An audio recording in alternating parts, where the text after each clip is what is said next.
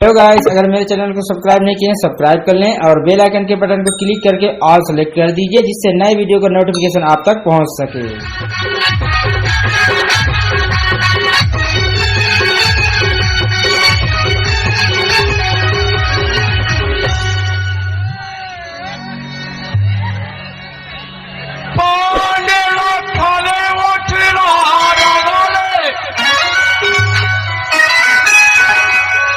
अभी है तोर चढ़ती जवानी हो,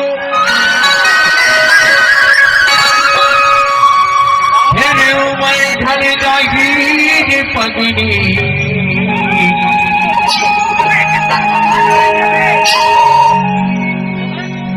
तब तो ना होगी वो पछतानी।